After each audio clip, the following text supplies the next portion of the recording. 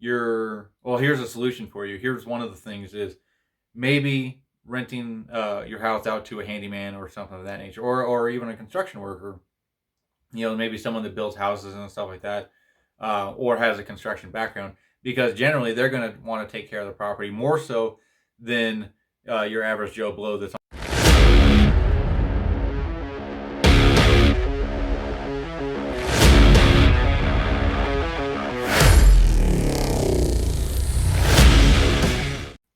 So your tenants have completely trashed your house and you don't know what to do.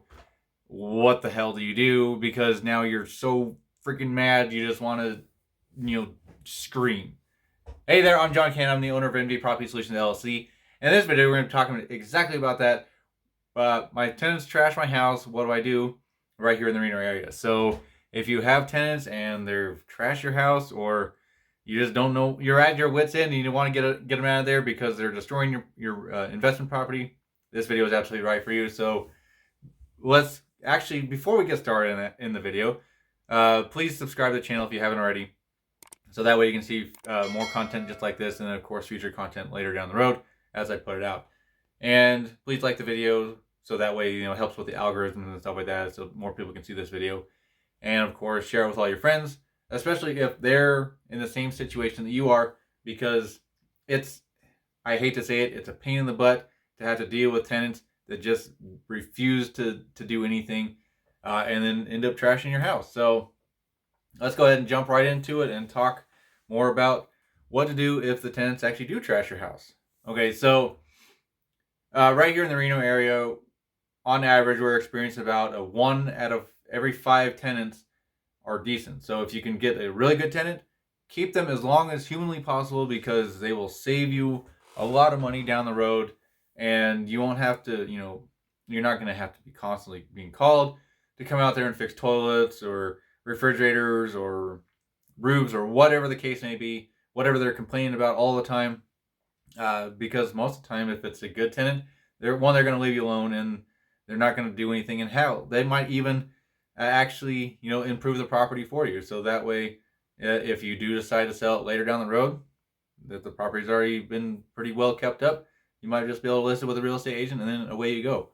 But unfortunately, there's always the other 4 out of 5 tenants that are just absolutely awful.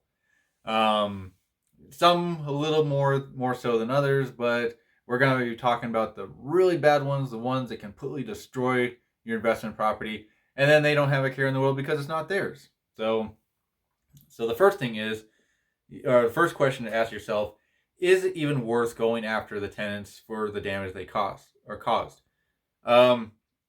It really depends on the scale of the severity of how bad the property is.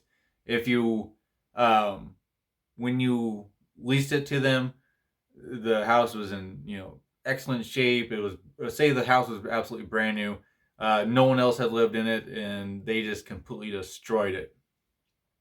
That might be a reason to go after them, especially for the damages and stuff like that. Because if the damages are significant enough, you can actually go after them and sue them for the damages and so on and so forth. However, before we go any further, I'm not a lawyer or anything like that, so please consult with a lawyer before you actually do any of these things. The reason why is because I don't want to get sued for giving you false information and say, oh yeah, that's John Cannon guy on YouTube. He told me just to go, to sue the hell out of him just because they destroyed my property, even though there's only like $10 worth of damage. Don't do that. And if you do decide to do that, there's a disclaimer right now. In fact, it'll probably be right here-ish that you might see it on screen, or it might be up here or wherever. Somewhere on the screen it's going to show up saying, I'm not a lawyer, and please consult a lawyer or something of that nature. In any case, so you've already asked that question, is it even worth it? If it is worth going after, actually I take that back. The next question would be, is the damage that they cause is even worth repairing?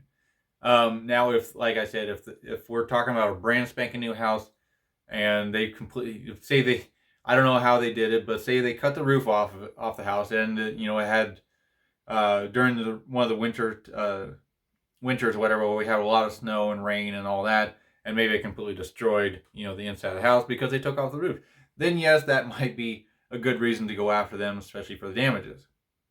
And in that case, it might not be ideal to repair the house. In fact, it might just be easier to sue the pants off your tenants if they have pants, because most of them are just kind of living for free right now because of the whole COVID moratoriums that are still in place. But however, here's a little blur about that.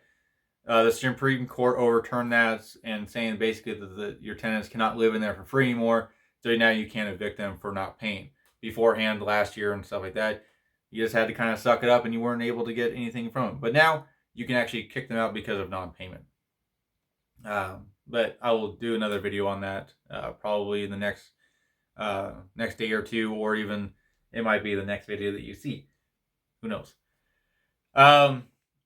So the next thing is, if say the damages are, you can repair the damages, you can kick the tenant out and stuff like that. Maybe here's a solution for you. Here's one of the things is maybe renting your house out to a handyman or something of that nature, or even a construction worker.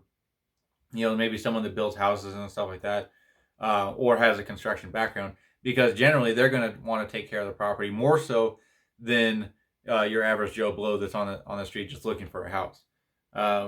Why is because, if they're a handyman and stuff like that, they're going to be able to fix the property, no problem. And that kind of went back to my original point is, even though there might be a handyman, who knows, they might be one of the other 4 of the 5 tenants that are just absolutely awful. But in any case, generally, if you lease your house to a handyman or something like that, they're going to be able to fix the things that need to be fixed, so that way you won't have to come out and repair them. You might have to pay them, or give them something off of their rent or whatever if they're going to repair the house or whatever.